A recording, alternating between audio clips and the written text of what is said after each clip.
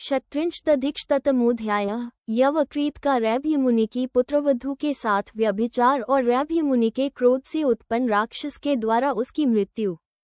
लोमश जी कहते हैं, युधिष्ठिर, उन दिनों यवक्रीत सर्वथा भयशून्य होकर चारों ओर चक्कर लगाता था। एक दिन वैशाख मास में वो रैभ्य मुनि के आश्रम में गया।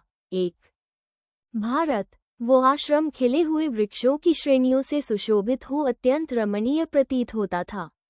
उस आश्रम में रैभ्य मुनि की पुत्रवधू किन्नरी के समान विचर रही थी।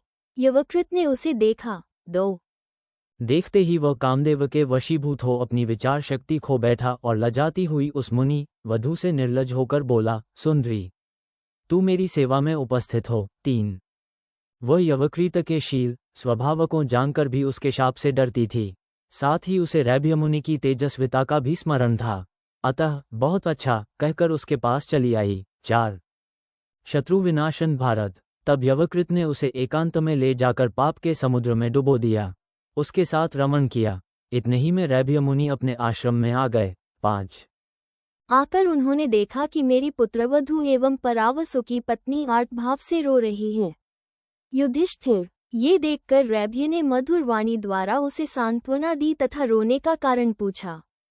उस शुभलक्षणा बहू ने यवकृत की कही हुई सारी बातें श्वशुर के सामने कह सुनाई एवं स्वयं उसने भली भांति सोच विचार कर यवकृत की बातें मानने से जो अस्वीकार कर दिया था, वो सारा वृतांत भी बता दिया। 6-7